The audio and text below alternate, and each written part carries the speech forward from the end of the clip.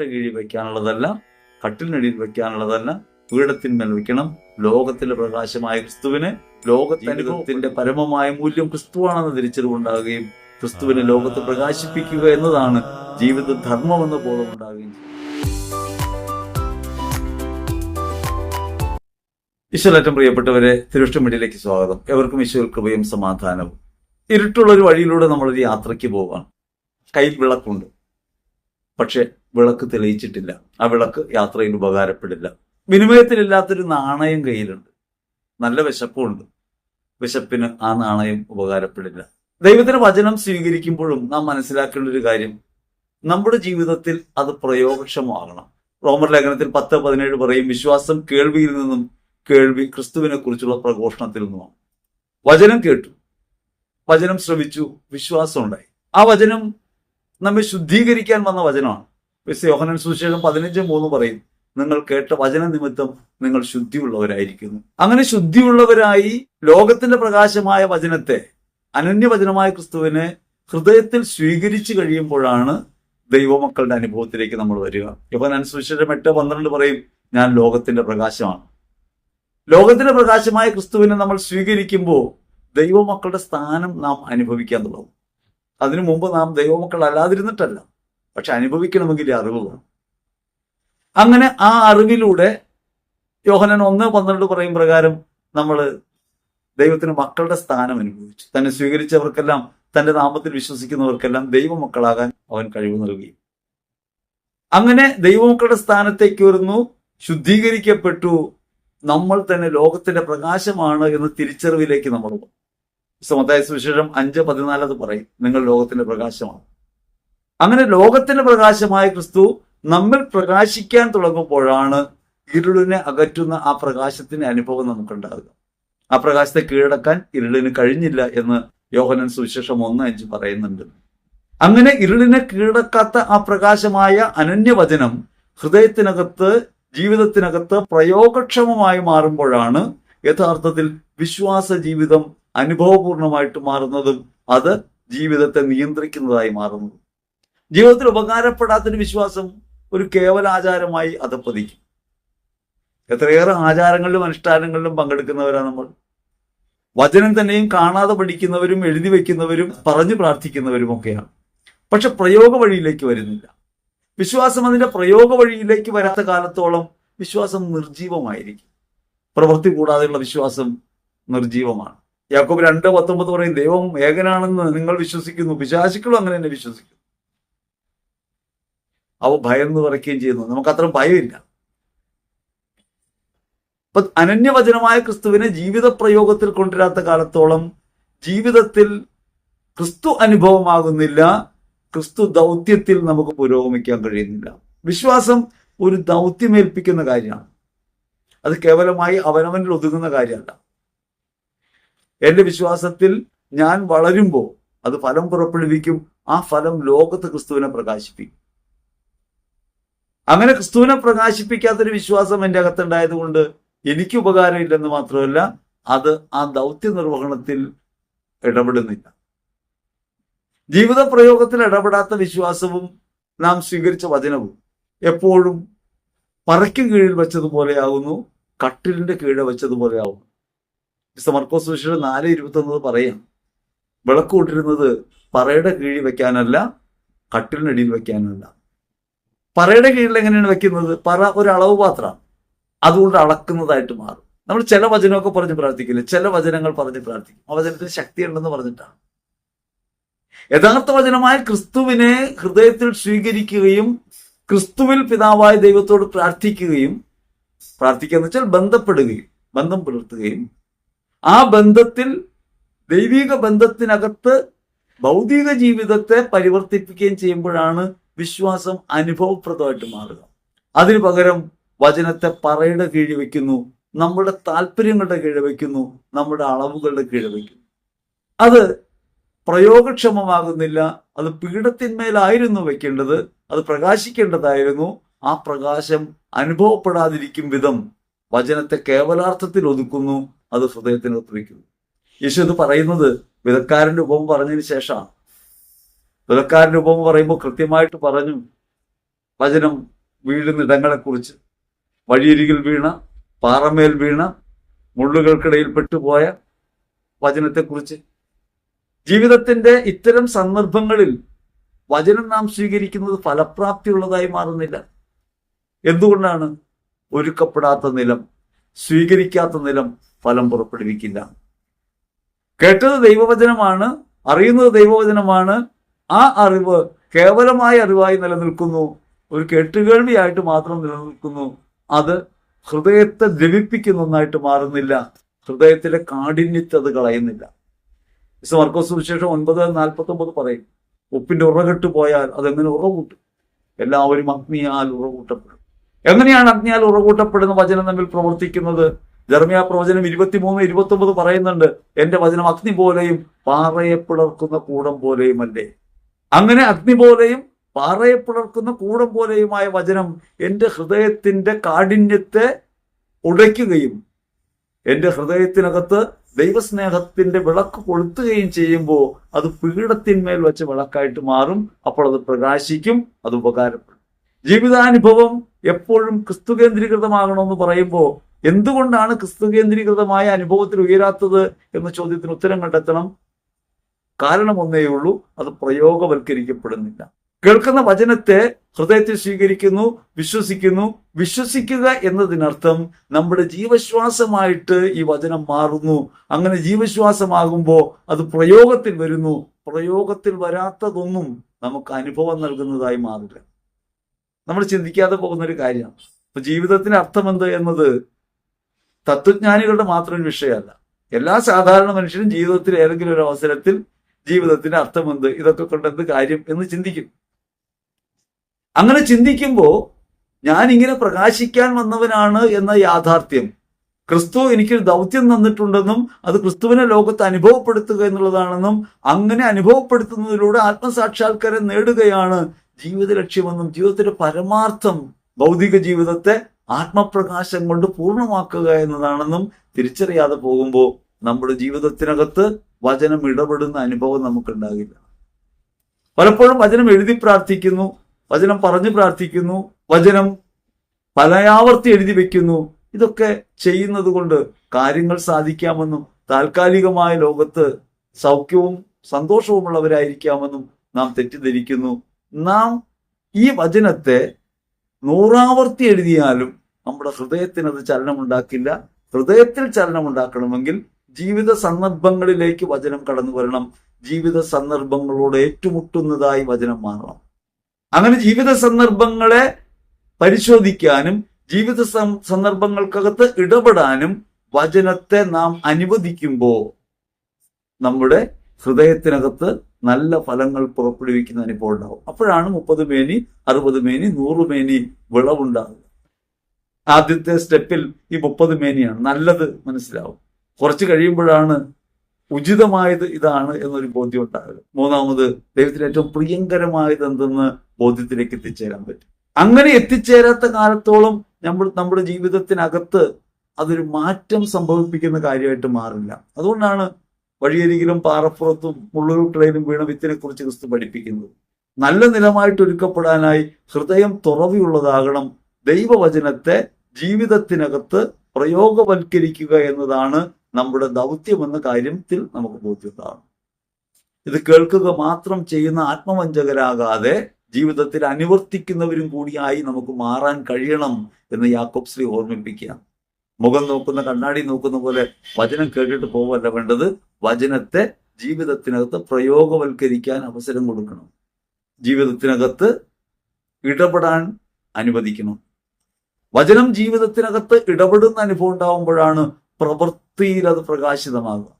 യാക്കോബിന്റെ ലേഖനത്തിൽ 2:20 നമുക്ക് കാണാം, പ്രവൃത്തി കൂടാതെയുള്ള വിശ്വാസം ഫലരഹിതമാണ്. വിശ്വാസം കേവലമായ ഒരു ആശയത്തെ അംഗീകരിക്കുന്ന കാര്യമല്ല. യേശുക്രിസ്തുവിൽ വിശ്വസിക്കുക എന്ന് പറയുന്നത് യേശു ദൈവമാണെന്ന് അംഗീകരിക്കുന്നു, വിശ്വസിക്കുന്നു, അങ്ങനെ പറയുന്നതല്ല. എൻ്റെ ജീവിതത്തിൽ ഇടപെടുന്ന എൻ്റെ നാഥനും രക്ഷകനുമായൊരുവനാണെന്നും എന്നിൽ പ്രവർത്തിക്കുന്നവനാണ് അവിടെന്നും എനിക്ക് ബോധ്യമുണ്ടാവുകയും അങ്ങനെ ഒരു പ്രവർത്തന സ്വാതന്ത്ര്യം എൻ്റെ ഫ്രീ വില്ലുകൊണ്ട് ഞാൻ ദൈവത്തിന് കൊടുക്കുകയും ചെയ്യുന്ന പ്രവൃത്തിയാണ്. ആ വചനം എന്നിൽ ജീവിക്കുന്നു എന്ന യാഥാർത്ഥ്യം അറിയുകയും ആ വചനത്തിന് അനന്യമായ ക്രിസ്തുവചനത്തിന് എന്നിൽ പ്രവർത്തിക്കാൻ ഇടമൊരുക്കി കൊടുക്കുകയും ചെയ്യുക എന്ന പ്രവൃത്തി, നല്ല നിലമൊരുക്കുക എന്ന പ്രവൃത്തി നാം ഓരോരുത്തരും വ്യക്തിപരമായി സ്വീകരിക്കുന്ന നിലപാടുകൾ. അങ്ങനെ എത്രത്തോളം നമുക്കാകാൻ കഴിയുന്നുവോ അത്രത്തോളം വചനം അനുഭവപ്രദമാകും. രണ്ടാമത്, വചനം സൗകര്യപൂർവ്വം ഉപയോഗിക്കാനുള്ളതാണ്. അത് കട്ടിലിന് കീഴെ വയ്ക്കാനുള്ളതാണ്. എനിക്ക് ആവശ്യമുള്ളപ്പോൾ എടുക്കാൻ, എൻ്റെ ഒഴിവ് സമയത്ത് മാത്രം എടുക്കാൻ, അങ്ങനെ വെക്കാനുള്ളതാണ് വചനം. വചനം പലപ്പോഴും അങ്ങനെയാണ് നമ്മൾ ഉപയോഗിക്കുന്നത്. വചനവും പ്രാർത്ഥനയൊക്കെ അങ്ങനെയാണ്. പ്രാർത്ഥന എങ്ങനെയാണ്? അല്പനേരത്തേക്ക് നമ്മൾ സ്വീകരിക്കുന്നു, കുറച്ചു നേരം പ്രാർത്ഥിക്കുന്നു, അത് കഴിഞ്ഞ് അത് അടയാഭരണങ്ങളൊക്കെ ഊരി വെച്ചിട്ട് നമ്മൾ സാധാരണ ജീവിതത്തിലേക്ക് പോകുന്നു. രണ്ടും രണ്ടായിട്ട് പോകാം. പ്രാർത്ഥനയുടെ ജീവിതവും സാധാരണ ജീവിതവും രണ്ടായിട്ട് മാറുന്നിടത്ത് ഈ പ്രാർത്ഥനയ്ക്ക് ജീവിതത്തിൽ ഇടപെടാൻ കഴിയാതെ പോകും. വചനം വായിക്കുന്നു, അറിയുന്നു, എഴുതുന്നു, അതെല്ലാം ഒരു വഴിക്കും ജീവിതം വേറൊരു വഴിക്കുമായി മാറുമ്പോൾ, ജീവിതത്തിനകത്ത് ദൈവവചനത്തിന് ഇടപെടാൻ അവസരം കൊടുക്കാതിരിക്കുമ്പോൾ ദൈവവചനം കേവലം അലങ്കാരമായിട്ട് മാറുന്നു, അതൊരു ആഭരണം മാത്രമായിട്ട് മാറുന്നു, അത് അനുഭവം പകരുന്ന ഒന്നായിട്ട് മാറുന്നില്ല. മർക്കോസ് സുവിശേഷത്തിൽ 4-ാം അധ്യായത്തിൽ 21-ാം തിരുവചനത്തിൽ വിളക്ക് കൊണ്ടുവരുന്നത് എന്ന് പറയുന്നത് ചില വിവർത്തകർ പറയുന്നത് അങ്ങനെയല്ല പറയേണ്ടതെന്നാണ്. വിളക്ക് വരുന്നത്, അതായത് യഥാർത്ഥ പ്രകാശമായ ക്രിസ്തു ലോകത്തിലേക്ക് വന്നത് പ്രകാശിക്കാനാണ്, അത് മറഞ്ഞിരിക്കാനല്ല. അതുകൊണ്ട് 22-ാം തിരുവചനം പറയാണ്, വെളിപ്പെടുത്താതെ മറഞ്ഞിരിക്കുന്നതായി ഒരു രഹസ്യമില്ല. നമ്മുടെ അകത്ത് ക്രിസ്തു അനുഭവമായിട്ടുണ്ടെങ്കിൽ നിശ്ചയമായും അത് ജീവിതത്തിനകത്ത് പ്രകാശിക്കും. അത് മറച്ചു വയ്ക്കാൻ സാധ്യമല്ല. നമുക്ക് നമ്മെ തന്നെയും അങ്ങനെ ഹൈഡ് ചെയ്യാൻ സാധ്യമല്ല. നമ്മൾ മറച്ചു വയ്ക്കുന്നവരാണ്. പല മുഖമുള്ളവർ, പല രീതി ജീവിക്കുന്നവർ, കാപട്യത്തിന്റെ നിരവധിയായ മുഖങ്ങൾ പിറന്നവരാണ് മനുഷ്യർ. പക്ഷേ ജീവിത സന്ദർഭങ്ങൾക്കകത്ത് അത് വെളിപ്പെടും, മറഞ്ഞിരിക്കാൻ സാധ്യമല്ല. നമ്മുടെ പ്രവൃത്തികൾക്കകത്ത് അത് വെളിപ്പെടും. സംസാരിക്കുമ്പോഴുള്ള കാര്യം പോലെ അല്ല അത്. ജീവിതത്തിന്റെ ഏതെങ്കിലും ഒരു സന്ദർഭത്തിൽ അകത്തെന്താണുള്ളതെന്ന് പുറത്തു വരും. അതൊരു പ്രതികൂലത്തെ നേരിടുമ്പോൾ, ഒരു സഹനത്തെ നേരിടുമ്പോൾ, മറ്റൊരാൾ സഹായാർത്ഥിയായിട്ട് മുമ്പിലുള്ളപ്പോൾ, മറ്റൊരുവൻ നമ്മോട് എതിരിടുമ്പോൾ ഒക്കെ നമ്മൾ ആരാണെന്ന് നാം അറിയാതെ പുറത്തു വരും. ഉറങ്ങിക്കിടക്കുന്നവനെ പെട്ടെന്ന് വിളിച്ചാൽ മാതൃഭാഷ പുറത്തു വരും എന്ന് പറയും. ഉറക്കത്തിലുള്ള പെട്ടെന്ന് തട്ടി വിളിച്ചാൽ അയാൾ വിളികേൾക്കുന്നത് മാതൃഭാഷയിലായിരിക്കും എന്ന് പറയും. അതേപോലെ ജീവിതത്തിന്റെ ഓരോ സന്ദർഭത്തിലും നമ്മളിത് അറിയാതെ പുറത്തേക്ക് വരും. വചനത്തെ ഹൃദയത്തിൽ സ്വീകരിച്ചിട്ടുണ്ടെങ്കിൽ, അനന്യവചനമായ ക്രിസ്തുവിനെ ഹൃദയത്തിനകത്ത് സ്വീകരിച്ചിട്ടുണ്ടെങ്കിൽ ക്രിസ്തു നമ്മുടെ ജീവിത പ്രവൃത്തിയിൽ പുറത്തു വരും. അഥവാ ക്രിസ്തുവചനത്തെ നാം ഹൃദയം കൊണ്ട് സ്വീകരിച്ചിട്ടില്ലെങ്കിൽ, ലോക താല്പര്യങ്ങളിലാണ് നാം മുഴുകിയിട്ടുള്ളതെങ്കിൽ, നമ്മുടെ ഹൃദയം ഈ ലോകത്താണ് വേരുറച്ചിട്ടുള്ളതെങ്കിൽ നിശ്ചയമായും ലോകത്തിന്റെ പ്രവൃത്തികൾ നമ്മിലൂടെ വരും. അതുകൊണ്ട് മറച്ചു വയ്ക്കാൻ സാധ്യമല്ല. നാം സാധാരണഗതിയിൽ നമ്മെ തന്നെ മറച്ചു വെക്കുന്നവരാണ്. ആ ശ്രമങ്ങളൊക്കെ പാളിപ്പോകും. എവിടെയെങ്കിലും വെച്ച് നമ്മൾ വെളിവാക്കപ്പെടും. ഹൃദയഭാവം എന്താണെന്ന് വെളിവാക്കപ്പെടും. അതുകൊണ്ട് ഹൃദയത്തിൽ സ്വീകരിച്ചിട്ടുള്ള ക്രിസ്തുവിനെ മനസ്സിലാക്കണം, ആ ക്രിസ്തുവിൽ ഉറയ്ക്കണം. യേശു ക്രിസ്തുവിനെ എപ്രകാരമാണ് ഹൃദയബോധ്യമാക്കിയിട്ടുള്ളതിനെ കുറിച്ച് ഗൗരവമായ ധാരണ നമുക്കുണ്ടാവും. വചനം പാലിക്കുക എന്നതിനർത്ഥം വിശുദ്ധ ഗ്രന്ഥത്തിലെ ഓരോ വചനവും അക്കവും പുള്ളിയിട്ട് പാലിക്കുക എന്നല്ല. പാലകനായ ക്രിസ്തുവിനെ നമ്മളെ ഏൽപ്പിക്കുക എന്നാണ്. യേശു ക്രിസ്തുവാണ് എന്നിൽ ജീവിക്കുന്നതെന്ന ബോധ്യത്തിലേക്ക് എനിക്ക് വരാൻ കഴിയണം. കർത്താവേ കർത്താവേ എന്ന് അതരം കൊണ്ട് വിളിക്കുന്ന ഏവനുമല്ല, എന്റെ സ്വർഗസ്ഥനായ പിതാവിന്റെ ഇഷ്ടം നിറവേറ്റുന്നവനാണ്. ആ ഇഷ്ടം നിറവേറ്റുന്ന വഴിയാണ് ക്രിസ്തു. ആ ക്രിസ്തുവിനെ എത്രത്തോളം ഹൃദയത്തിൽ സ്വീകരിക്കാൻ കഴിഞ്ഞിട്ടുണ്ട്? യേശു ക്രിസ്തുവിലാണ് ജീവിതമായി തീരേണ്ടതെന്ന ബോധ്യം നമുക്കുണ്ട്. ഞാൻ ചെയ്യുന്ന പ്രവൃത്തികളിലൊക്കെ പ്രകാശിതമാകേണ്ടത് ക്രിസ്തുവിന്റെ വെളിച്ചമാണെന്ന് എത്ര ബോധ്യം നമുക്കുണ്ട്? അങ്ങനെ നമ്മെ പരിശോധിക്കാനും നമ്മുടെ അകത്ത് പ്രവർത്തിക്കുന്ന ക്രിസ്തുവിനെ തിരിച്ചറിയാനും നമുക്ക് കഴിയുന്നിടത്താണ് വചനം പ്രയോഗക്ഷമമായിട്ട് മാറുക. കേവലം ഒരു വിവരമെന്ന നിലയ്ക്ക് വിശുദ്ധ ഗ്രന്ഥത്തെ കാണാതെ പഠിച്ചു വെച്ചിട്ട് കാര്യമില്ല. ജീവിതത്തിനകത്ത് പ്രയോഗ വഴിയിൽ ഈ വചനം എങ്ങനെയാണ് എന്നതിനെ കുറിച്ച് നമുക്ക് വ്യക്തമായ ബോധ്യം ഉണ്ടാകണം. ക്രിസ്തുവും നാമും തമ്മിലുള്ള അന്തരം തിരിച്ചറിയണം. സ്നേഹിക്കുന്നത് അവൻ സ്നേഹിക്കുന്നത് പോലെയാണോ? കൊടുക്കുന്നത് അവൻ കൊടുക്കുന്നത് പോലെയാണോ? ക്ഷമിക്കുന്നത് അവൻ ക്ഷമിക്കുന്നത് പോലെയാണോ? സഹിക്കുന്നത് അവൻ സഹിക്കുന്നത് പോലെയാണോ? സ്വയം സമർപ്പിക്കുന്നത് അവൻ സമർപ്പിക്കുന്നത് പോലെയാണോ എന്ന ചിന്ത ഉണ്ടാവണം. ഞാനല്ല, എന്നിൽ ക്രിസ്തു ജീവിക്കുന്നു എന്ന ഭാവം ഉണ്ടാവണമെങ്കിൽ എൻ്റെ അകത്ത് പ്രകാശിക്കുന്ന ക്രിസ്തുവിലാകണം എൻ്റെ ജീവിത പ്രയോഗങ്ങൾ. എൻ്റെ ജീവിത പ്രവൃത്തികൾക്കകത്ത് ഞാൻ ക്രിസ്തുവിനെ ഏറ്റുപറയുന്നവനാകണം, ക്രിസ്തുവിൽ ജീവിക്കുന്നവനാകണം. എളുപ്പമുള്ള കാര്യമല്ല. ഇവിടെയാണ് അന്തരമുണ്ടാകുന്നതും നമ്മുടെ വീഴ്ചകൾ നാം തിരിച്ചറിയുന്നതും ആ വീഴ്ചകളെ കുറിച്ച് അനുതാപമുള്ളവരായി മാറുന്നു. അനുതാപമുള്ളവരായി മാറുക എന്നുള്ളതാണ് പരമപ്രധാനം. ഹൃദയത്തിൽ ചൂടുള്ളവരായിട്ട് മാറുക. എനിക്ക് കഴിയുന്നില്ല, യേശുവുമായുള്ള ബന്ധത്തിൽ അകലമുണ്ട് എന്ന തിരിച്ചറിവ് എൻ്റെ ഹൃദയത്തെ ദ്രവിപ്പിക്കുകയും ഞാൻ ക്രിസ്തുവിന് വിധേയപ്പെടുകയും യേശു എന്നിൽ ജയിക്കേണ്ടതിന് ഞാൻ എന്നെ തന്നെ ഉപേക്ഷിക്കുകയും ചെയ്യുന്നിടത്താണ് ക്രിസ്തുവിലുള്ള ജീവിതം പ്രയോജനക്ഷമമായി മാറുക, പ്രയോഗവൽക്കരിക്കപ്പെടുക. വചനം കേട്ടു, നാം ക്രിസ്തുവിനെ സ്വീകരിച്ചു, അവിടുന്ന് ഹൃദയത്തെ ശുദ്ധമാക്കി. നാം എങ്ങനെയാണ് ക്രിസ്തുവിനെ സ്വീകരിച്ചത്? നമ്മുടെ കാര്യങ്ങളൊക്കെ നടത്തിത്തരാൻ ശേഷിയുള്ള ഒരു ദൈവം എന്ന നിലയ്ക്കാണോ? അതല്ലെങ്കിൽ സർവശക്തനായ ദൈവത്തിന്റെ സൃഷ്ടിയാണ് ഞാനെന്ന്, ആ ദൈവത്തിന്റെ ദൗത്യം ഈ ലോകത്ത് പ്രകാശിപ്പിക്കാൻ വിളിക്കപ്പെട്ടവനാണ് ഞാനെന്നും, ക്രിസ്തുവിൽ ദൈവപുത്രരുടെ സ്ഥാനത്തേക്ക് ഞാൻ ഉയർത്തപ്പെട്ടിട്ടുണ്ടെന്നും, അതുകൊണ്ട് ജീവിതം ക്രിസ്തുവായിട്ട് മാറണം എന്നുമാണോ ഞാൻ താല്പര്യപ്പെട്ടിട്ടുള്ളത്? വചനം സ്വീകരിക്കുമ്പോഴും വിശ്വാസത്തിൽ പുരോഗമിക്കുമ്പോഴും നമുക്കുണ്ടാകുന്ന ഏറ്റവും വലിയ പ്രശ്നം എന്താണ്? ഇത് ലൗകിക ജീവിതത്തിന്റെ താൽക്കാലിക ആവശ്യങ്ങൾ നിറവേറ്റാനുള്ള ഉപാധിയായിട്ട് മാത്രം തരം താഴ്ത്തപ്പെടുന്നു. കടബാധ്യത മാറാൻ, രോഗം മാറാൻ, കഷ്ടതകൾ മാറാനുള്ള കാര്യമായിട്ട് മാത്രം മാറുന്നു. ഇവയെല്ലാം ഈ ലോകത്ത് ദൈവം നമുക്ക് കയ്യേൽപ്പിച്ച കാര്യങ്ങൾ മാത്രമാണ്. സമ്പത്തും ലോകക്രമവും ലോകജീവിതത്തിലെ എല്ലാ സാധ്യതകളും മനുഷ്യജീവിതത്തിന് കയ്യേൽപ്പിക്കപ്പെട്ട കാര്യമാണ്. അത് ക്രിസ്തുവിലാണ് പൂർത്തിയാകുന്നത്, ക്രിസ്തുവിലാണത് സാധ്യമാകുന്നത് എന്ന് പരമയാഥാർത്ഥ്യവുമാണ്. അതുകൊണ്ട് ആവശ്യങ്ങൾ ഉണ്ടാകുമ്പോൾ പ്രാർത്ഥിക്കുക എന്നത് തെറ്റാണെന്നല്ല പറയുന്നത്. പക്ഷേ പ്രാർത്ഥനയ്ക്കകത്ത് നാം തിരിച്ചറിയാതെ പോകുന്ന ഒരു കാര്യം, ഈ കാര്യം സാധിക്കുക എന്ന കേവലത്വമല്ല അതിനകത്തുള്ളത്. ഈ കാര്യത്തിനകത്ത് പ്രവർത്തിക്കുന്ന ക്രിസ്തുവിനെ തിരിച്ചറിഞ്ഞ് ക്രിസ്തുവിൽ ജീവിതത്തെ പരിവർത്തിപ്പിക്കാനാകണം. ഭൗതികാവശ്യങ്ങൾ നിറവേറ്റാനുള്ള ഉപാധിയായി ദൈവത്തെ തെറ്റിദ്ധരിക്കുമ്പോൾ സാധാരണഗതിയിൽ നമ്മൾ ചെയ്തു പോകുന്ന കാര്യം എന്താണ്? ദൈവത്തിൻ്റെതാണ് നമ്മളെന്നും ദൈവം പറഞ്ഞ കാര്യങ്ങൾ ചെയ്യാനുള്ളവരാണ് നമ്മളെന്നുള്ള കാര്യം നമ്മൾ മറന്നു പോകുന്നു. ദൈവം നമ്മൾ പറയുന്ന കാര്യങ്ങൾ ചെയ്യുന്ന ഒരാളല്ല, ദൈവം പറയുന്ന കാര്യങ്ങൾ ചെയ്യേണ്ടവരാണ് നമ്മളെന്ന ബോധ്യത്തിൽ നിന്ന് നാം വീണു പോകുന്നു. അങ്ങനെ ക്രിസ്തു നമ്മിൽ പ്രവർത്തിക്കുക എന്നതിന് പകരം ക്രിസ്തുവിനെ നമുക്ക് ആവശ്യമുള്ള രീതിയിൽ ഉപയോഗിക്കാമെന്ന നിലയ്ക്ക് നമ്മൾ തെറ്റിദ്ധരിക്കുന്നു. അവിടെ വെളിച്ചം പുറത്തേക്ക് വരുന്നില്ല, പ്രയോഗത്തിൽ വരുന്നില്ല, ക്രിസ്തു അനുഭവമാകുന്നില്ല. ഒരു കാര്യത്തിന് വേണ്ടി പ്രാർത്ഥിച്ചു, കാര്യം നടന്നു. കാര്യം നടക്കുമ്പോൾ കാര്യമാണ് അനുഭവപ്പെടുന്നത്, കാരണമാകുന്ന ദൈവമല്ല. അന്ന പ്രാർത്ഥിക്കുകയാണ്. അന്നയുടെ പ്രാർത്ഥന എന്താണ്? മക്കളില്ലാത്തതിനെ കുറിച്ചുള്ള സങ്കടമാണ്. ഏലി പുരോഹിതൻ അത് കേട്ടു. മദ്യപിച്ച് അതിരാവിലെ തന്നെ ദൈവത്തിന്റെ സന്നിധി വന്ന് ഇവൾ പെറുപിറുക്കാണെന്ന് അദ്ദേഹം കരുതി. അദ്ദേഹം അവളെ വളരെയധികം ശാസിച്ചു. ഇങ്ങനെയൊന്നും ചെയ്തുകൂടാ, മദ്യപിക്കരുതെന്നൊക്കെ പറഞ്ഞു, ശകാരിച്ചു.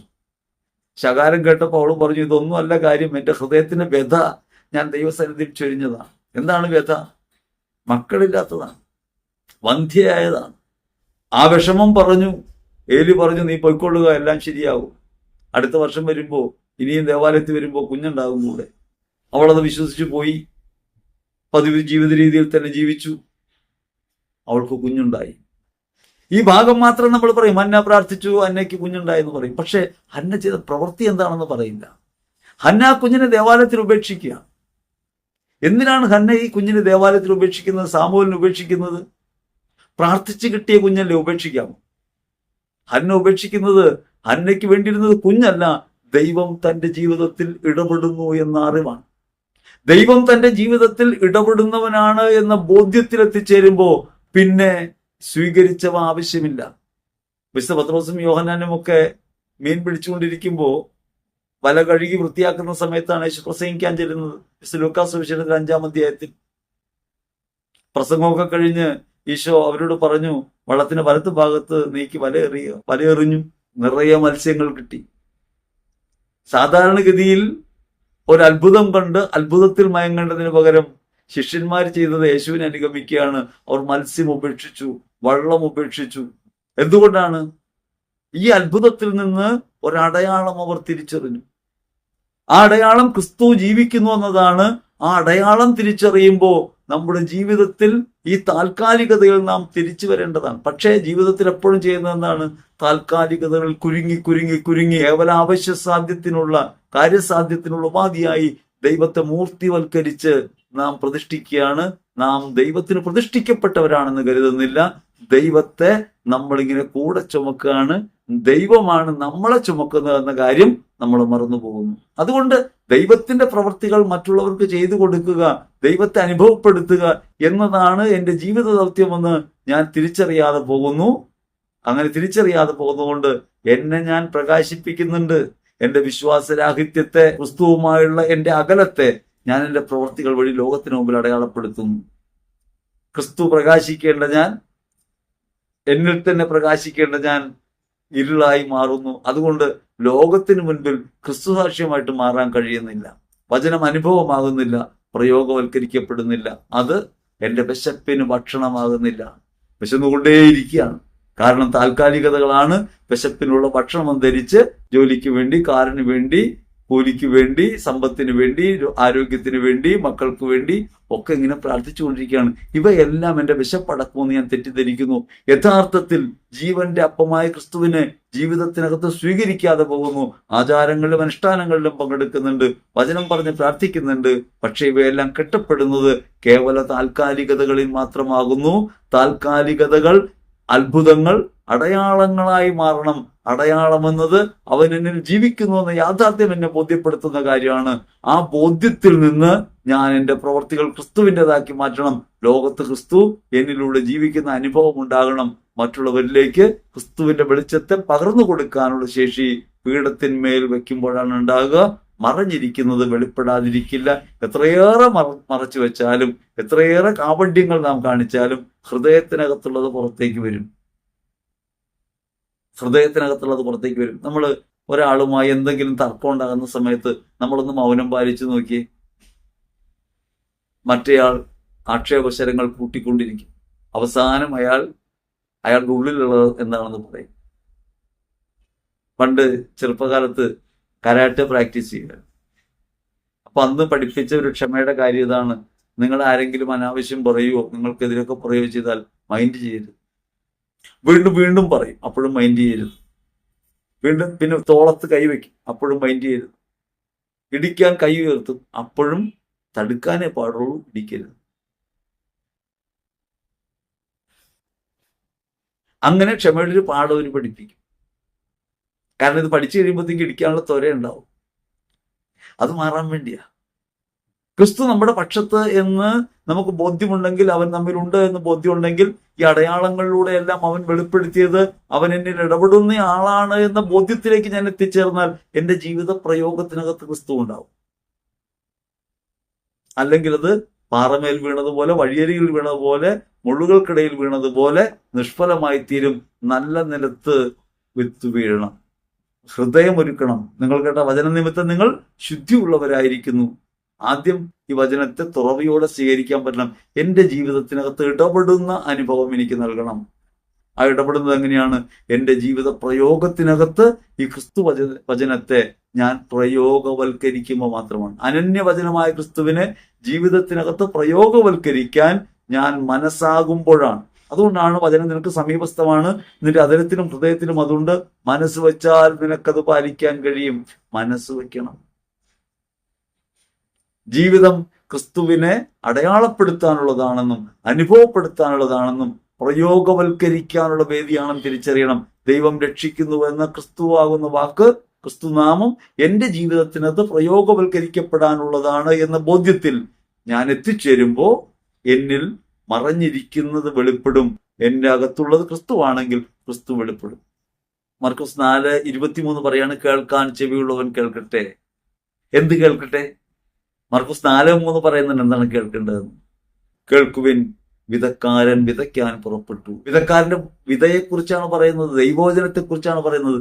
കേൾക്കാൻ ചെവിയുള്ളവൻ കേൾക്കട്ടെ. കേൾക്കുവിൻ, വിതക്കാരൻ വിതയ്ക്കാൻ പുറപ്പെട്ടു.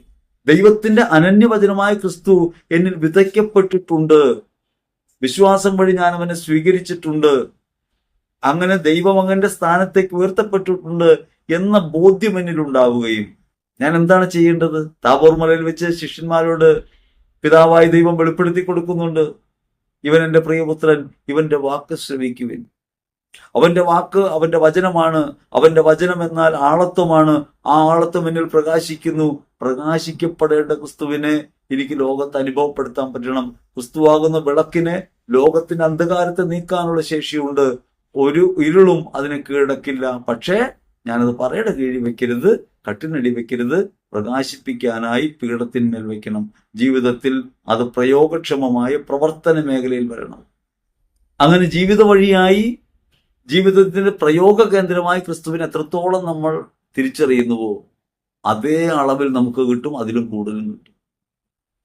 അനുഭവതലത്തിൽ കൂടുതലായിട്ട് വരും.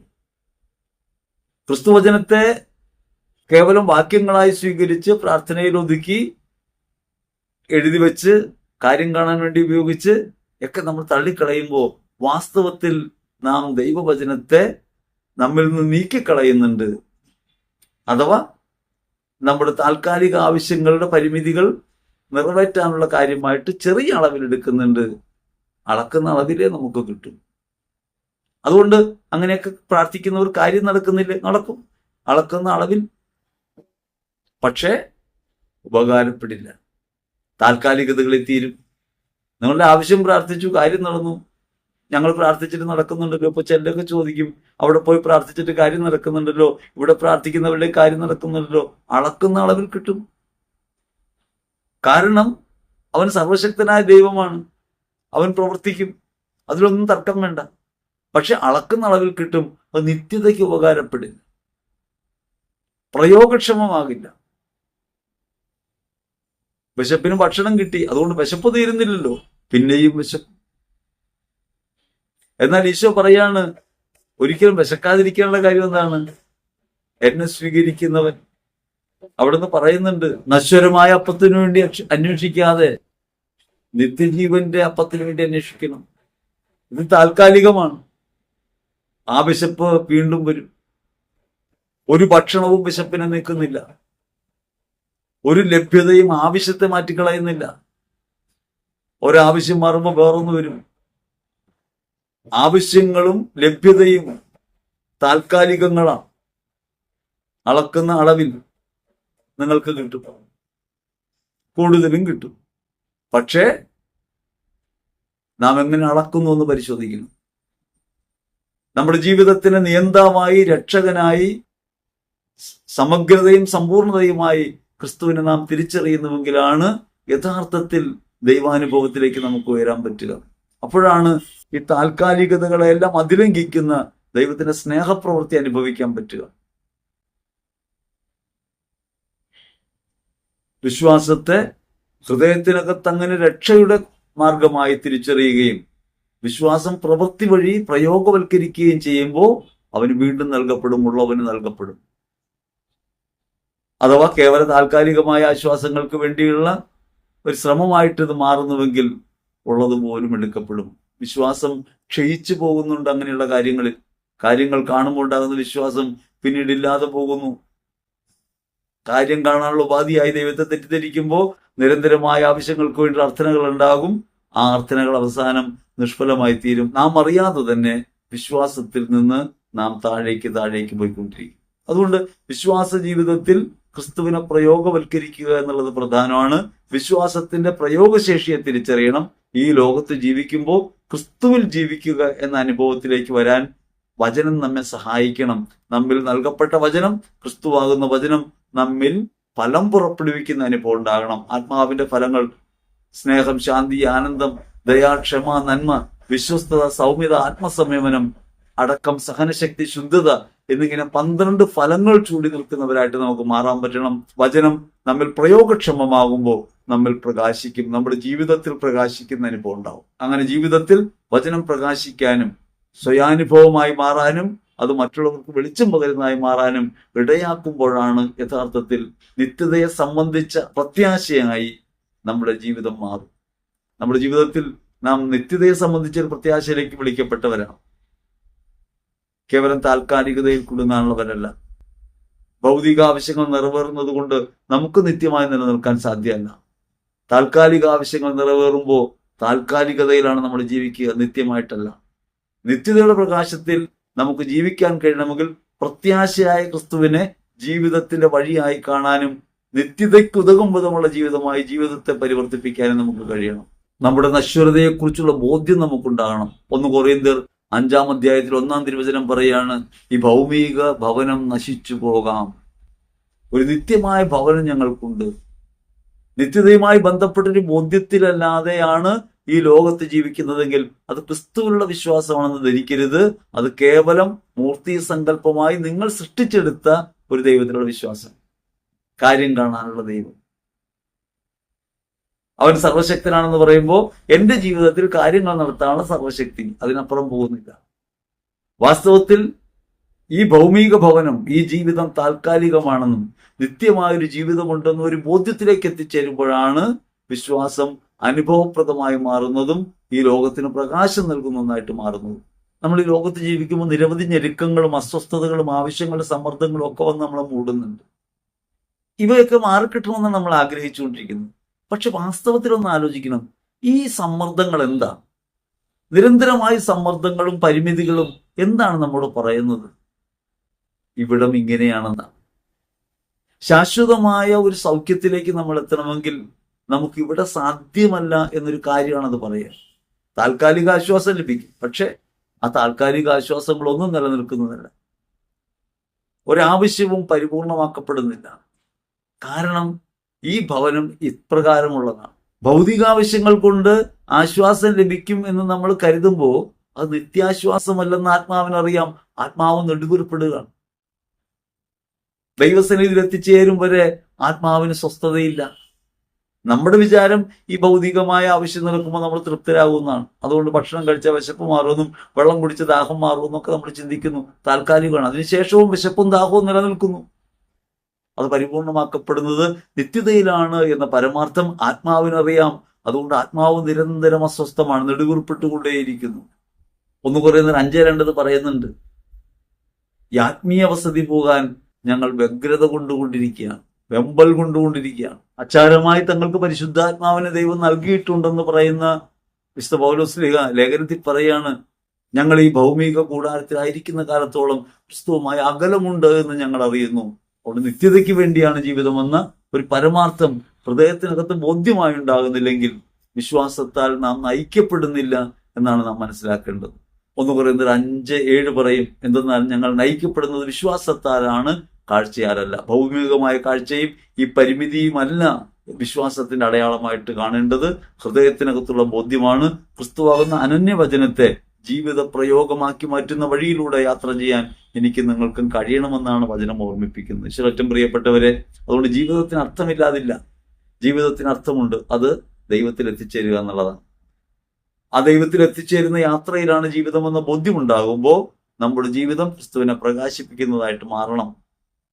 ക്രിസ്തുവാകുന്ന പ്രകാശം നമ്മുടെ ജീവിത പ്രയോഗം വഴി, പ്രവൃത്തി വഴി ഈ ലോകത്ത് വെളിപ്പെടണം.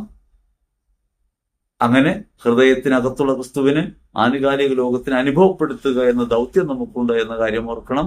ഇത് പറയുടെ കീഴിൽ വെക്കാനുള്ളതല്ല, കട്ടിലിനടിയിൽ വെക്കാനുള്ളതല്ല, പീഠത്തിന്മേൽ വെക്കണം. ലോകത്തിലെ പ്രകാശമായ ക്രിസ്തുവിനെ ലോകത്ത് അനുഭവപ്പെടുത്താൻ വിളിക്കപ്പെട്ടവരാണ് ഞാനും നിങ്ങളും എന്ന ബോധ്യത്തിലേക്ക് നമുക്ക് ഉയരാൻ പറ്റണം. അപ്പോഴാണ് ജീവിതം സാർത്ഥകമാകുക. അപ്പോൾ ജീവിതത്തിന്റെ അർത്ഥം തിരിച്ചറിയാൻ കഴിയും. ഞാൻ നിങ്ങൾ ജീവിക്കുന്നത് കേവലം താൽക്കാലികതയിൽ ജീവിച്ച് മരിച്ചു പോകാനല്ല, ഈ താൽക്കാലികതയെ നിത്യതയുമായി കൂട്ടിവിളക്കുന്ന വിശ്വാസത്തിന്റെ വിളക്ക് ആനുകാലിക ലോകത്ത് പ്രകാശിപ്പിക്കാനാണ്. ആ ഒരു ബോധ്യത്തിലേക്ക് എത്തിച്ചേരാൻ ആത്മാവെ ഞങ്ങളെ നയിക്കണമേ എന്ന് ഹൃദയപൂർവ്വം പ്രാർത്ഥിക്കാം. വിശ്വാസം ഹൃദയത്തിനകത്ത് തുറയ്ക്കുമ്പോൾ ജീവിതത്തിന്റെ പരമമായ മൂല്യം ക്രിസ്തുവാണെന്ന് തിരിച്ചറിവുണ്ടാകുകയും ക്രിസ്തുവിനെ ലോകത്ത് പ്രകാശിപ്പിക്കുക എന്നതാണ് ജീവിത ധർമ്മമെന്ന ബോധമുണ്ടാകുകയും ചെയ്യും. ആ ഒരു ബോധ്യം ഞങ്ങളിൽ വളർത്തണമേ. ആത്മാവിനാൽ ഞങ്ങൾ നിറയ്ക്കണമേ പരിശുദ്ധാത്മാവേ എന്ന് ഹൃദയപൂർവ്വം പ്രാർത്ഥിക്കാം. ദൈവം നമ്മെ സമൃദ്ധമായി അനുഗ്രഹിക്കട്ടെ. ആമേൻ.